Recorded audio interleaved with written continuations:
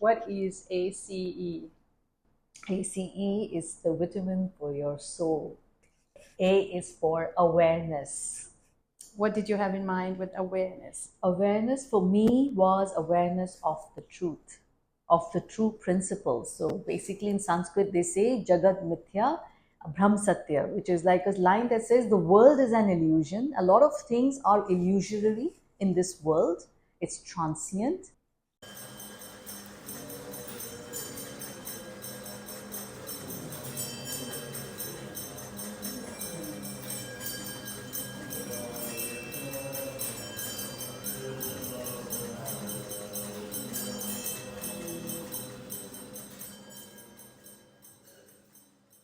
Welcome to Dhamma on the Sidewalk, insights, interviews, and practical tips on the teachings of the Buddha for people of all walks of life, attuning, exploring, integrating the teachings in everyday life. Simple Dhamma for daily life. I'm Asoka, hosting Dhamma Capsule for people like you.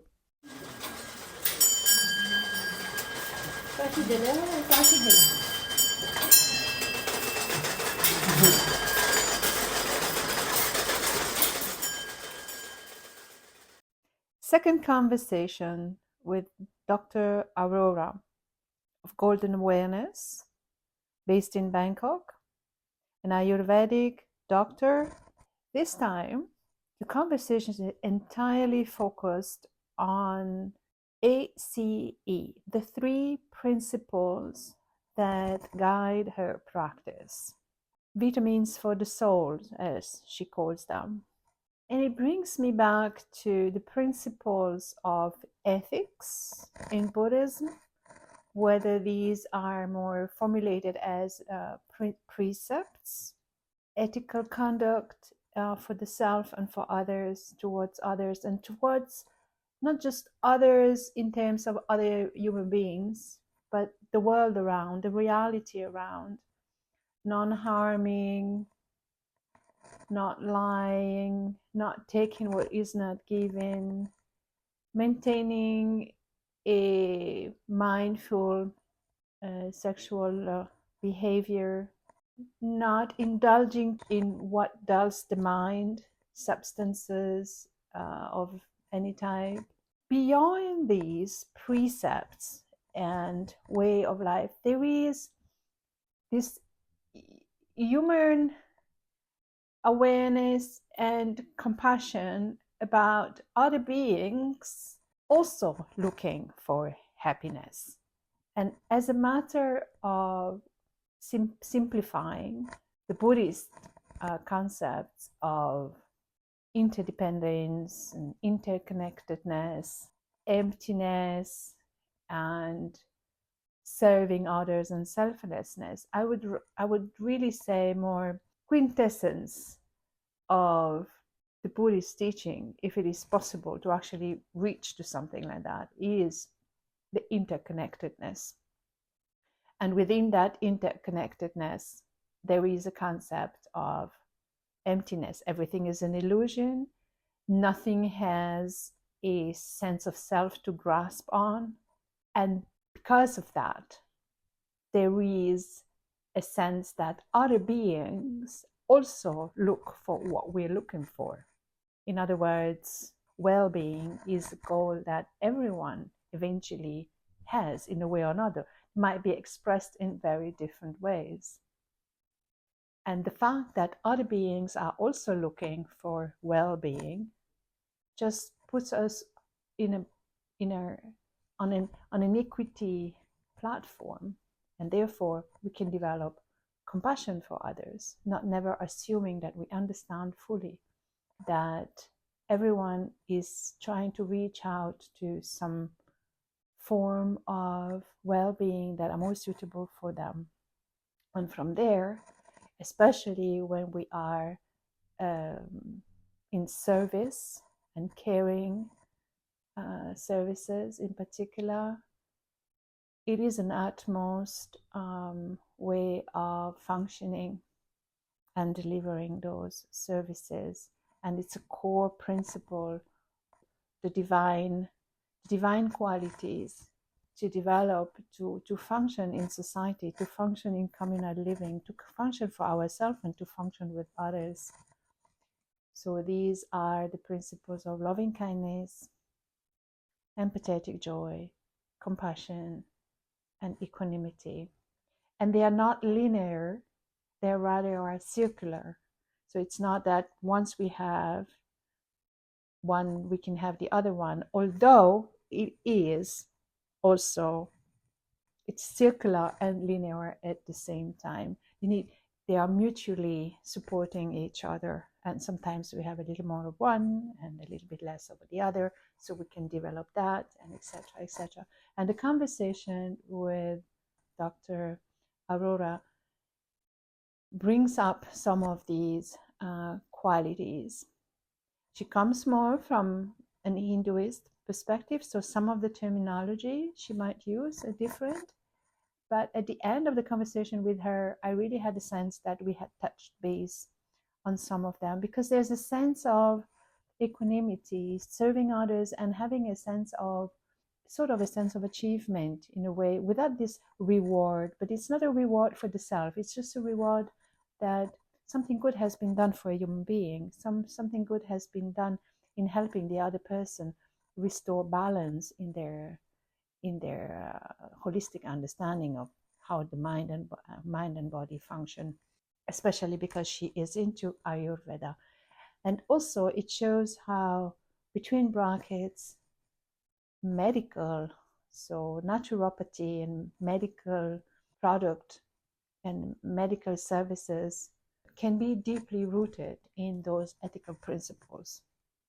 And Ayurveda is one of them. And seeing things in terms of element, and try as much as possible to reach to the roots of the causes of the symptoms, considering the symptoms just the tip of the iceberg, trying to get to the root. And that requires a little more than just taking a product, taking an herb, taking something, but having the knowledge to pinpoint to exactly to what the root is. And this might require sometimes mixing of herbs and products, because we all are made up of elements eventually.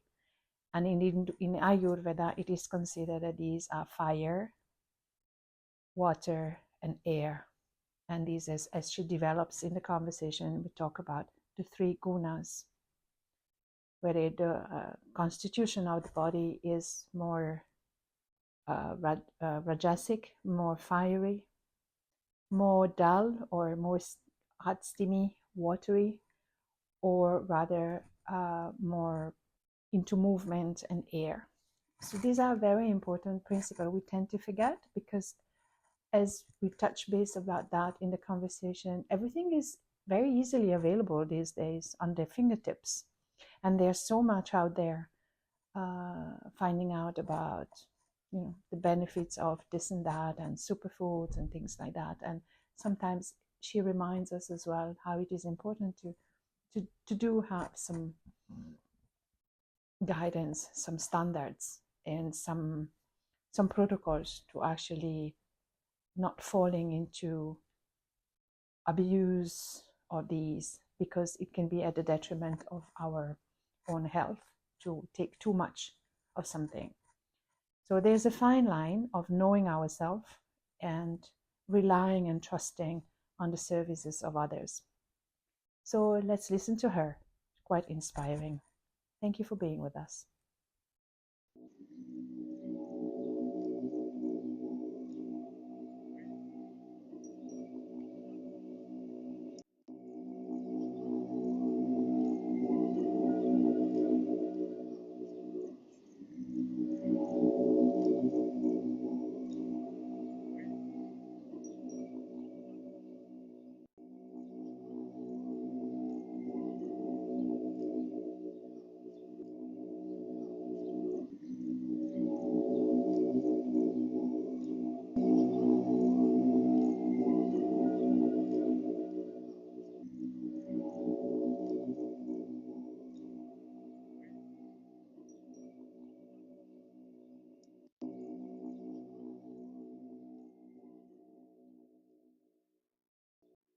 ACE, which is vitamin A, vitamin C, vitamin E, but it's not that.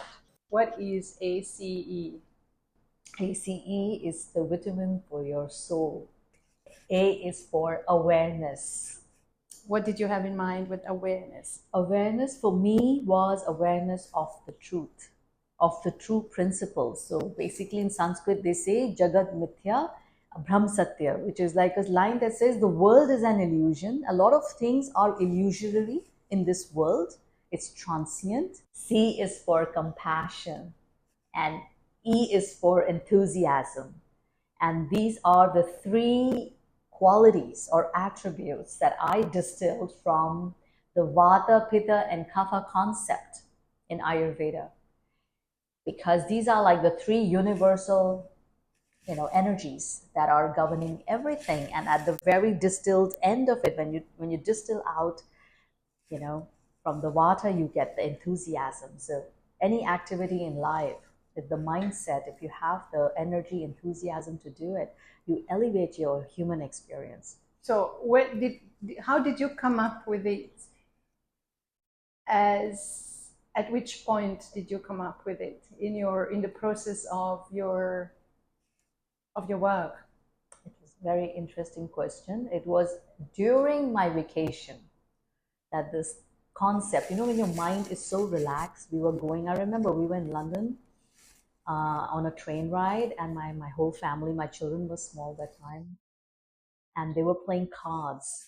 She photographed it, It was very artistically done, and I liked that photo so much. I put it on my Facebook profile picture, and I was wanting to make a post on it because my son was in the background, my daughter's hand. For me, that was an ace moment in my life, And when I was doing that blog, I'm like, ace moments, people think it's about receiving rewards or something big, but it is these moments when you're exploring life with so much abandon with your family. For me, this was an ace moment.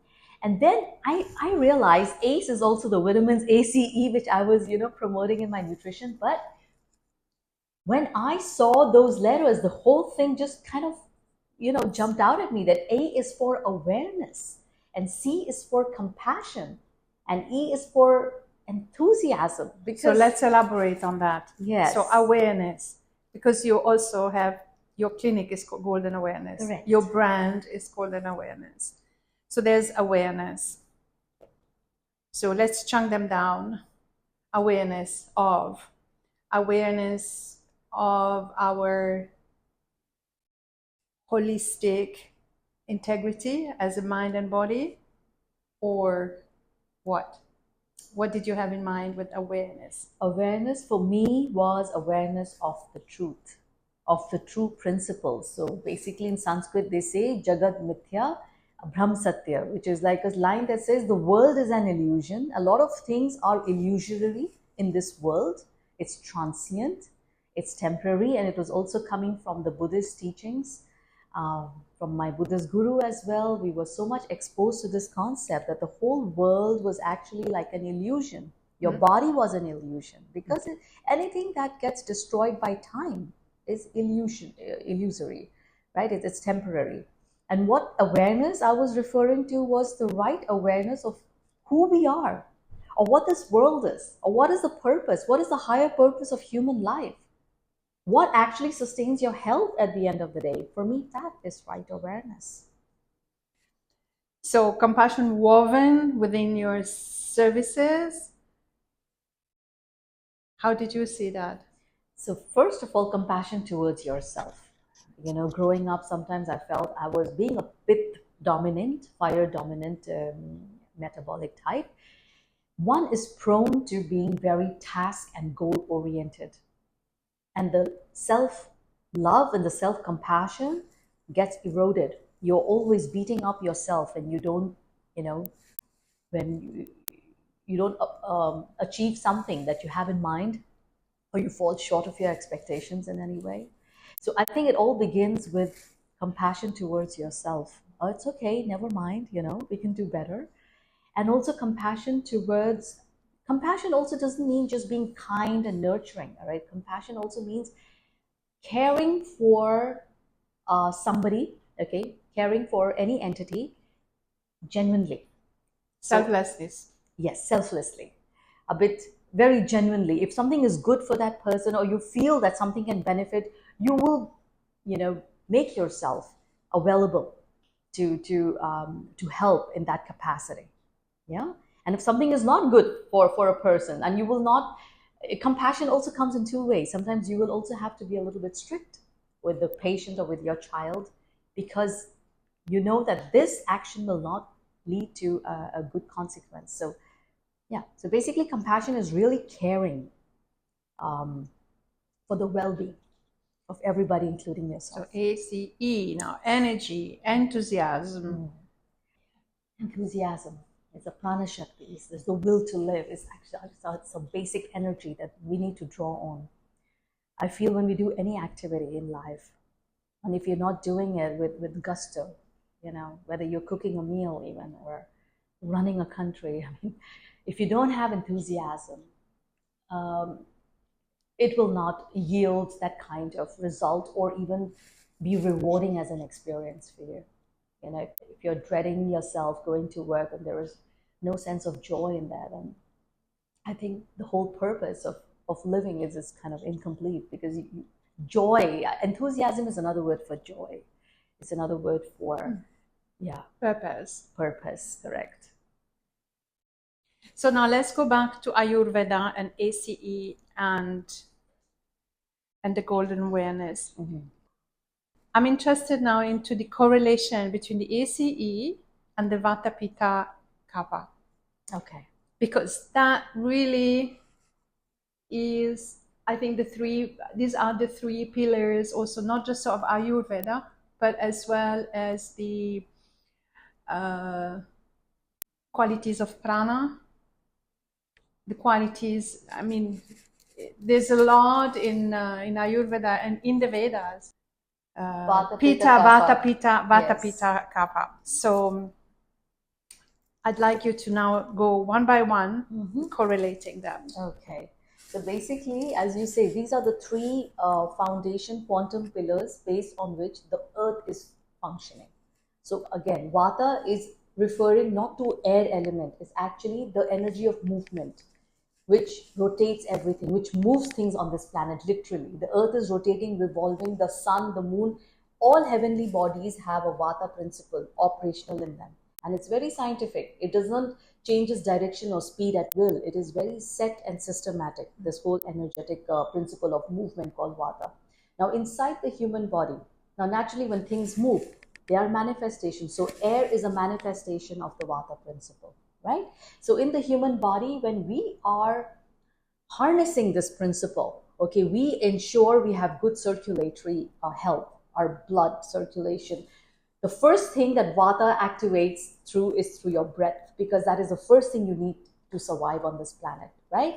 When you have enough air and oxygen in your system, you will feel so fresh and you feel like an energy has been released. Because, and this is something you see where there's a lot of negative ions, especially when you go to the beach or to the jungles, something is full of fresh air, oxygen, negative ions. Or in the forest. In the forest. And how do you feel when you go there? Do you feel like just sleeping or lazy? Or no, there is a surge of energy that comes with that fresh air. So learning to breathe correctly keeps you in that state of balanced and happy Vata, I call it. And that this is at the physical level, okay, air, breath, circulation. So when the air goes in nicely, your blood pressure is regulated, your blood and plasma and all the circulatory, all the liquid and nutrients that need to be circulated is done optimally. And this is the physical level. So at the very emotional level, if your Vata is in a good place, happy, balanced, you are enthusiastic, you are joyful. There's a certain beat to you, okay, to your step. And at the very spiritual level, you have that motivation, okay, to carry on, to live, okay, to move, basically, to be a mover on this planet. Because generally people with the Vata, okay, they have that enthusiasm to start new projects, to network, get people together, things like that. So This energy from the physical to the spiritual can do a lot for you. When you're mindful that this intelligence is at work, you can harness it anytime. The second principle is that comes from the sun, okay, the metabolic principle of Pitta. Without the sun, we don't have intelligent life on this planet. Okay, we can't exist without the sun. So, what is the heat and light doing to us? It first of all starts up the food chain through photosynthesis. So that's Pitta. Pitta, the awareness principle. Okay, because Pitta, I'm coming to it, at the very physical level, it's giving you the ability to metabolize, to transform energy into matter.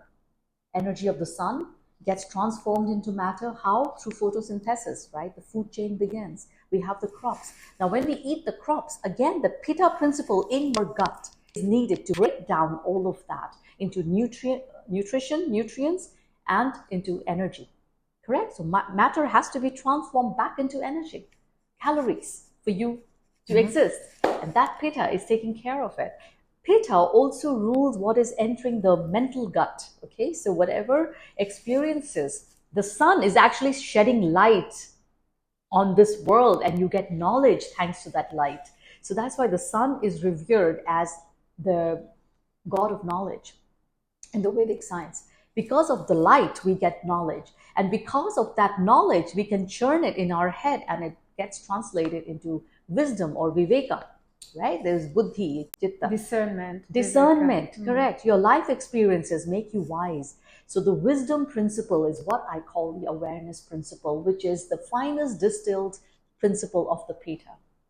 Pitta gives you energy to move, but it also gives you the light of intellect and wisdom and awareness. And then the middle way of everything is the kapha. The kapha. Kapha. So we need kapha. You need a bit of dullness. How do you call it? How do you? The energy of cohesion, of bonding, of structure. So kapha is coming from the electromagnetic field that exists on this planet, that exists in space. Every planet has an EM field, including the sun. And that is why we don't collide into each other. And that's why we can exist and stand on Earth. We cannot stand on the moon. Okay, there can be no intelligent life on the moon because of this. So kapha is that bonding principle that holds things together on this planet. At the very energetic level, it is the principle of love, it's compassion that helps human beings connect, understand, empathize. Kapha gives you the ability to rest, to sleep, to rejuvenate. Vata, Pitta make you move in life, right? They are propellers. Air and fire propel. Even in the engines, you see that. Kapha is the third leg, very important, that helps you sleep, that helps you rest, that helps you feel love, that helps you connect, form meaningful relationships, okay, with one another. And it is at the very distilled level, it gives you the energy of ojas. Ojas is your immunity factor, according to Ayurveda, but it goes more than that.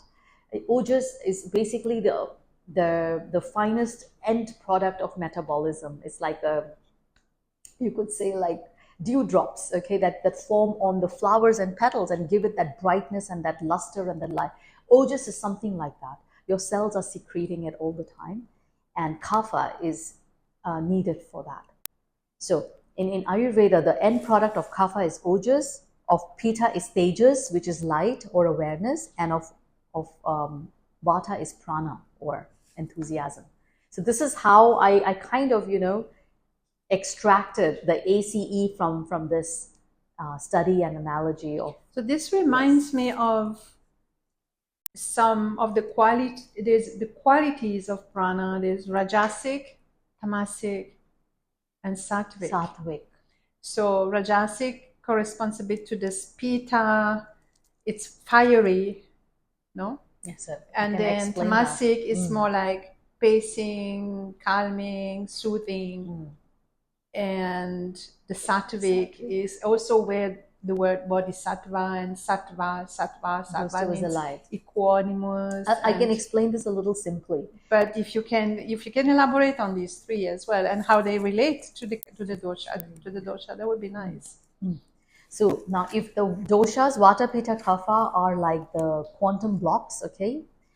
The three gunas, we call them. The three gunas. The three gunas. Yes, yes. Tamas, Rajas, and Sattva. They are the three tendencies that are existing in your mind.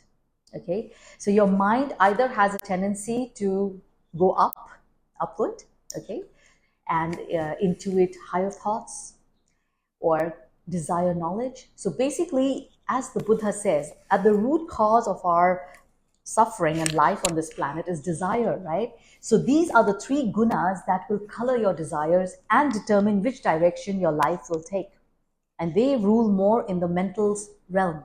So the sattva is akin to the upward direction. This is the easiest way to remember. Sattva is anything that takes you upward, towards light, towards knowledge, towards peace and harmony. Okay, a sattvic human being does not want to hurt anybody because they empathize very strongly. They feel the oneness, okay, in life. Rajas, okay.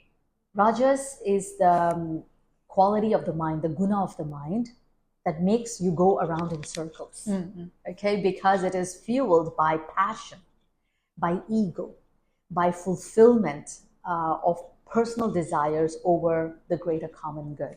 Okay, so the Rajas is more egocentric. Okay, and this is generally related to the fire principle of Pitta. Okay, so but it's not necessarily. We have Pitta individuals who are sattvic as well. So each dosha can have all three subtypes. There is a sattvic Pitta, Rajasic Pitta, Tamasic Pitta, sattvic Vata, Pitta, like that. So every dosha have three subtypes. All right. And we have then the third is the tamas, okay, the tamasic. The tamas is anything that makes you go towards gravity. It's the, it takes you downward. Grounding. Is grounding in a positive way, but when the negative side of it is laziness, the tendency to cheat and lie. Yeah, just something to use others, extract them for personal gains. You don't want to work for it. You just want it the easy way. That's a very tamasic. Easy way out. It's a very tamasic quality. Dependency is a tamas. See? So, but on the, in a very like a broad sense, tamas is of course part of our mental setup. It helps us rest and sleep. So that is like a kapha quality. That's why tamas is correlated with the earth element or the kapha principle. But again, kaphas can be all three as well. Okay, but primarily it's like that. So sattva is related with the light element of air, vata, rajas with fire, pitta, and tamas with earth, kapha. So somehow coming from a point of view of meditation and Dhamma and implementing and trying to investigate the mind without castigating the mind, being indulgent, and at the same time remaining, I would say, guided with self-discipline. And the self-discipline sometimes requires some contractions, right? So the sattvic part is the one that holds everything together in terms of going towards a peaceful way, right? It's not like it's the best guna, but it's the one that ought to be more developed somehow. Correct. Am I making sense in this way? Yeah, sattvic, sure. Also in terms of food, right? Sattvic food and yogi food tends to be very bland. Another sattvic is purity. So naturally, purity is a quality that it's upheld in every tradition. You want pure food. You want purity of thoughts that's not tainted by greed and selfish motives. So sattva is generally something that we all aspire to. Yeah, the sattvic guna. And in your services, where beside your clinic, you're also going out towards companies and CEOs and workshops and retreats and family retreat. How does that work with people managing large companies and corporations? How do you go about by telling them, hey, you are too I'm not saying it's like this, but it's not like this at all. It's not like this at all. But if they come to you for a consultation, right, how does it go about to make people to become aware that it would be nice to actually cool down some aspect and reorient. So I like What to kind of use, strategies do you use? yeah, I like to use the findings of quantum physics, to help explain the tendencies of the atoms. Einstein, in his book, so brilliantly explained to us that what an atom is. It's basically empty space, constantly moving. It's like a dot, constantly moving, with affinity to bond with each other to create molecules, and it's got heat and light. Every atom is emitting some level of heat. He just described all the three qualities of Vata, Pitta, Kapha in an atom, right? Movement is Vata, heat and light is Pitta, affinity to bond is Kapha. So basically, proton, neutron, electron, not a coincidence that even an atom only has three subparticles. Yeah. Yeah. So this is such a strong correlation, and the fact that even the Earth's energies are being governed by this. So I have clients who are engineers, owners of factories, or even doctors, PhDs, and they respond to this knowledge. So my first session is all about explaining the foundation principle in terms of atomic So it theory. becomes easier to create a bridge. To create exactly a bridge. For them, yeah. And then I use my example. I was a corporate person. I was British school educated person with a very Western skeptical mind, and how modern medicine failed me, And when I took this route, thanks to Dr. Deepak Chopra, I always credit him because he made understanding Ayurveda so easy for the modern mind. If anybody wants to get started, really, Dr. Deepak Chopra's book is a very good starting point because he explains things that a layman would understand. And then I went on to Dr. David Frawley, and now he's considered like the authority on Ayurveda, Dr. David Frawley. He's translated texts from Sanskrit into English.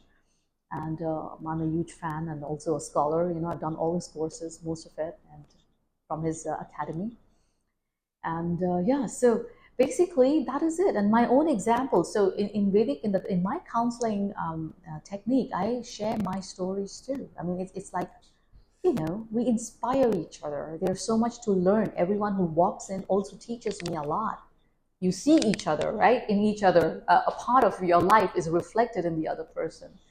And it's nice to open that window, whatever, maybe some incidents in your life in which you science, you experienced it, you get there.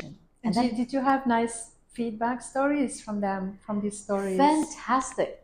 Can you share one? Sure. So I'll tell you this client when I opened the clinic. I mean, I used to work from home before, but when I set up the clinic, coincidentally, I had a client who is Caucasian American, working in this kind of petrochemical, he's an engineer and everything. So no idea of Ayurveda at all. And his birthday and my birthday, same day. I don't know, God sent me April 18th. He was same birthday like me with my first client. His wife has sent him because his wife had attended my workshop. And she felt convinced I was the only one who could help her husband after all these years of. So he had a problem of progressively rising cholesterol, okay? And it was just rising. And he'd cut out the alcohol, he'd cut out the meat, he was doing exercise, but still the LDL was just going up and going up. And so, of course, first session, I explained the concept. I said, I don't want you to be a believer of the system, but just understand the science and just give me 40 days of your life. Can you do that? I'm asking a very small favor here, small request. That whatever I tell you to do, I'm going to give you the logic behind it, but you follow through in terms of diet, because I understood. I checked his pulse and I realized his pitta was way off in the liver. His liver was holding on to a lot of pitta heat, which was messing up his cholesterol profile. So, okay, I said, commit to my 40 days program. And he says, okay, I'll go along. Somehow with the humor and everything, he was game. And sure enough, as I cleaned up his diet, the second session was about cleaning up his emotions because, rage, anger, suppressed things can also affect pitta the same way as food. Okay, so he talked about stuff that I think he had never talked about with people close to you. You don't. And that's when I realized something, that I was a good listener, because over the years, I've had people just open up to me. Even men cry, in my clinic. And they just release that. So, okay, second session gone. Third session was again. So we were like making progress. I was checking his pulse, and I just gave him a powder, a mix of, that time I didn't have my big range of medicines. Okay, my pills was not created yet, but I mixed the powders for him. And I told him to eat it before every meal to take away the pitta heat. He did it half-heartedly, he admitted. Okay, so what happened was after the third session, he disappeared. And after 3 months or 4 months, I don't know what the time lag was, I get an email and he says, Arora, you remember me? You must be doing something right, because I went for my cholesterol check and for the first time in 5 years, my LDL is down by 30 points. What did you do? So I did nothing. you did it? You did it. Oh, God, I was so grateful to the Almighty. I'm like, thank you, because I was sincere. I understood the knowledge and I wanted him to experience the power of it. And he experienced it. So in some way, it was so rewarding, that experience, and that too early on in my career. But it involved him opening up. So there and is making always changes in the diet as well. Yeah. I mean, but in terms of the coaching, in terms of the guidance, and this is the interesting part, is that we cannot process everything without acknowledging and becoming aware of it. So and then the talking it out, or the writing it down, or the speaking it out, or the punching it out in a way or another is always necessary. And that's why there are these stories of people going to seclude themselves for nine days of Vipassana retreat, and they break out, because out of the blue, yes, it's going to be good, but it's not going to work that way, that you close yourself in a room, you have a very strict regimen for about 9 days, and things come up, but you can't speak them out. You can't. But you can write them down. You can write, you can do, but that's where mantras come in, and the meditation is very important. But somehow the human mind or the human requires this speaking out and have a space of trust. So true. That is why in one of my bedtime ritual, I have this ritual of self-talk or affirmation, to talk it out. And it really helps to lighten the emotional body. Because it helps to, especially for us, I would say, people with high responsibility, I mean, for everyone, but for with high responsibilities in those corporate frameworks, where eventually it's all about performance, which is fine. You require some space to speak it out. Absolutely. And also, your story, I really like. It also shows that you cannot spiritually bypass stuff. In a way or another, it will hit back at you. It will come. You can't push it in the corner because it will bounce back. You can for a few years, for a few months, for a few weeks. You can't do that. And that story, actually, they said you have another one. Yes, I do, and that involves a child. In fact, it involves a child. Should I share that? Just an 8-year-old kid. He had come to me looking so low, and he had these red patches all over his body, and his parents had taken him to all the top hospitals that were very well to do. And the doctor there had said, no, maybe 6 months, maybe we can't cure this. And, it was a very hazy answer, and they came to me with a lot of hope, So anyway, when I checked the boy, it seemed like he was heavily medicated in the past. So I asked about the history, and sure enough, he had gone through a lot of rounds of antibiotics in early childhood. And that had even depressed him emotionally, So I went around, and when I checked the pulse, of course, I got the pulse reading, and also I went about suggesting a certain diet, that would help to detox the liver. The colon also was a bit congested. And also some lifestyle measures like massaging the boy, giving the spinal flush, So the parents came to me a few times, and then it was within 30 days or 40 days, I'm driving and I get a call. They went through with my program, with my suggestions, okay? I remember this phone call. The father had called me and he says, Dr. Arora, you're God sent for us. And I said, what happened? He said, for the first time in so many months, in years, I was able to take my son to the beach. His rashes are gone. The doctor had told him 6 months and not sure, but within 40 days of this, all because skin is connected to the liver. Okay, so I focused on his liver. The doctor focused on the skin. and the allergies and whatever. Okay, so that is where I find the science of Ayurveda so deep, so inclusive, and so, gives you the tools to understand basically your gut is your core. Whatever goes wrong anywhere, you just gut.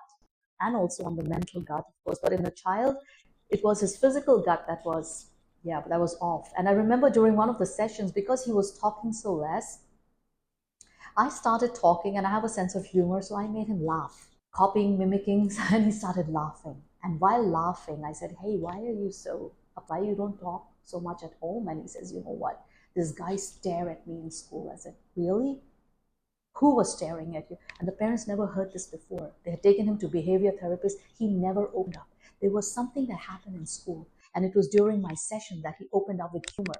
I use humor a lot with children, even when bringing up my own kids. And I believe that really relaxes the immune system as well. Mm-hmm. So it was a whole combination. And this father says, "Doctor, we went to the beach. He was laughing. Lashes were gone." I teared up. I was like, "Oh God, dear God, you used me as an instrument. I'm so grateful. I know I'm not a miracle worker, but I just did everything according to my understanding of the science. Thank you." So this is where the compassion comes in as well, Exactly. the compassionate service. Yes. Where let's do an experiment. Mm-hmm. Can you take my pulse? I know that my I think it is with you. We've done that years ago. Right. My constitution is equally Vata, Pitta, and Kapha. But let's see if it has. Yeah. Let's see. Because the pulse, this side will show the Vikriti. The balance is going to show up at the right side. The right is generally your Prakriti. After eating, it's okay? That's all right. The Pitta will be a little more active, but so basically the first pulse that comes to me in your is Pitta, right? Pitta Vata pulse. That's your Prakriti.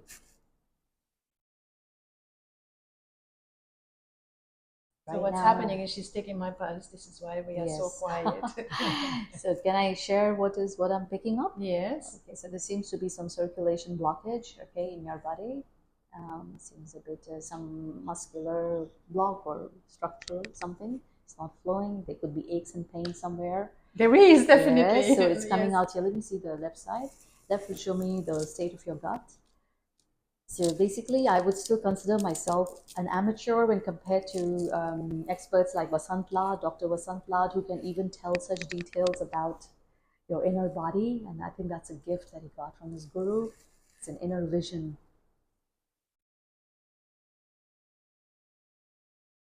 I do pick up the doshic imbalances and the correlating organs, so that is good enough for my job. Okay, so your colon pulse is okay. I'm guessing no constipation. Agni is good. Mm-hmm.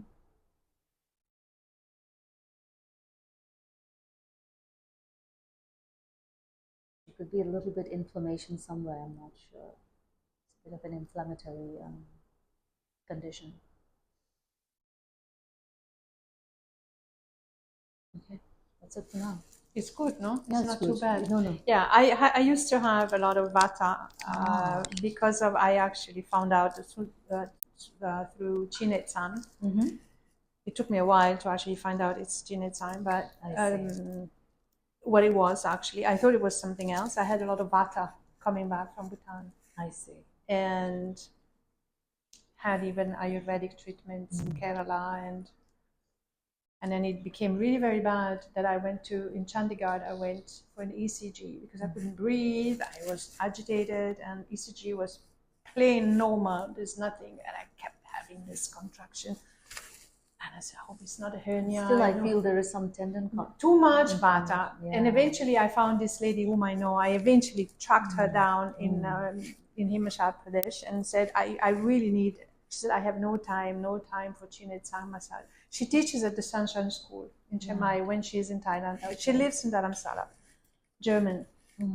This will be cut off, don't worry. But And I said, really, I really need you to check my abdomen. I know it's mechanical. ECG is fine. And so eventually we found half an hour in between two meditation sessions. I had a frozen diaphragm. So I had a bulgy piece of diaphragm up, not in place. I see. So which means that I was never, that's why there was too much vata. I was hyperventilating constantly. Right.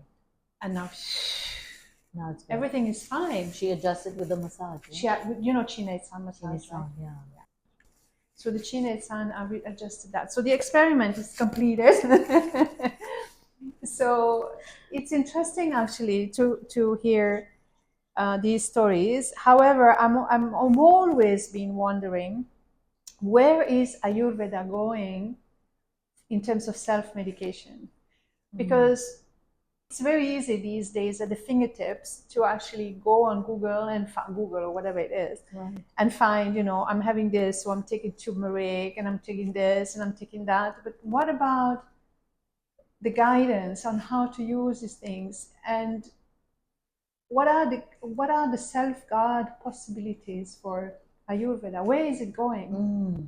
Okay, so yeah, this is one field or subject that people feel that it's like very harmless. It is harmless. It is harmless. It is harmless, but you know, as you say, let's say if a Pitta type takes ginger remedies every day, they will come up with a set of some inflammatory issue. It's not going to suit them. Ginger could be very good according to Google, but for a Pitta type, it's not good. Like ginger is not good for Pitta type, but also ginger is not good during the summer. Less ginger, because you can actually lead to nosebleeds. It can lead to hemorrhoids. So a little guidance, a little bit of that, you know, the background knowledge and the holistic guiding principles of Ayurveda is very necessary before you just go out there and self-medicate. So in a small quantity is fine, but if you take like a large dose, and even herbs have side effects. Everything has side effects, all right? But the only difference is that they can be washed out of your body faster because they are natural. They will not linger on in your liver, unlike, you know, the side effects of drugs and medicines. So I would say that everything should be done with awareness. As you say, we come back to the awareness principles. Don't just Google and get your answers, okay? At least invest a little bit in getting a proper assessment or guidance with an Ayurvedic practitioner, okay? At least one session where you are able to understand your code, your metabolic code, and understand the logic. So that goes beyond the home remedy, right?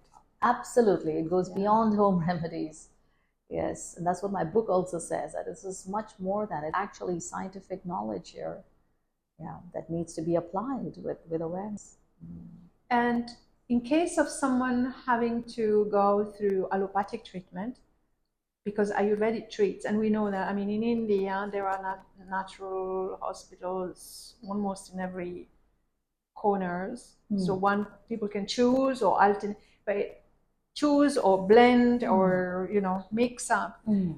But elsewhere, it's not necessarily possible. So at some point in life, it is possible that one has to go through allopathic treatment. Absolutely. What's your advice there? What's your guidance in terms of complementing? Have you had the case? Yes, absolutely. So my generic advice is, first of all, when you fall sick, you know, arrest it early on with diet and lifestyle changes. Second step is herbal medicine. Third step is allopathic or mainstream medicine.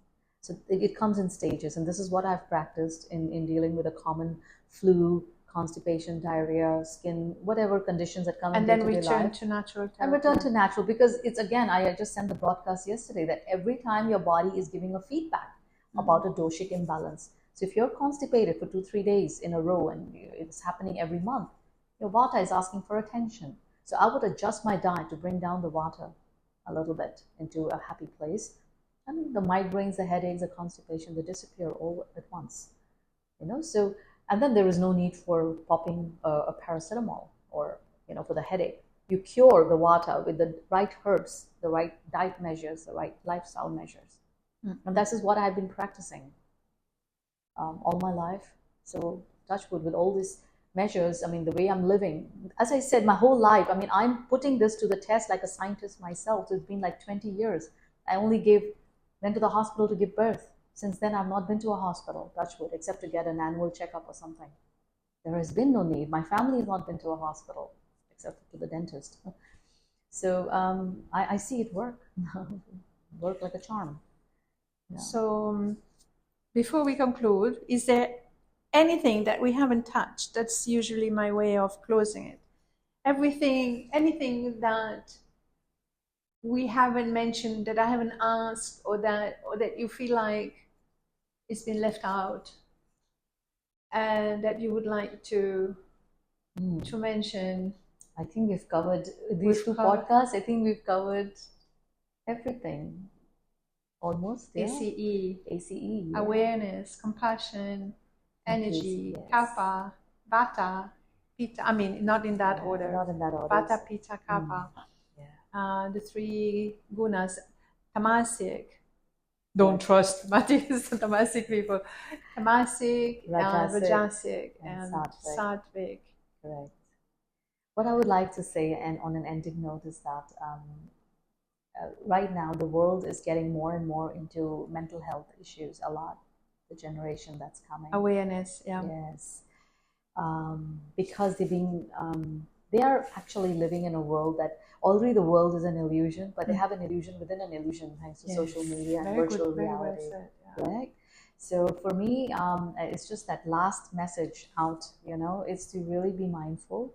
You will understand the knowledge of Ayurveda will keep you grounded. You can enjoy life better when you have the right awareness and don't get carried away by the images you see, by the realities that are thrown to you. Social media, everything, or even science now, as we saw in the case of the COVID, is pandering to capitalistic interests. All right, so we have to really switch on our awareness principle and always keep the logic, your filters on alert. What is true, what is not. And the moment you feel confused, seek a counselor. First of all, I would like to say that the current generation is so blessed that we have so many coaches and counselors, compared to the past where there were psychologists, psychiatrists, but now we have counselors and coaches and you can talk to.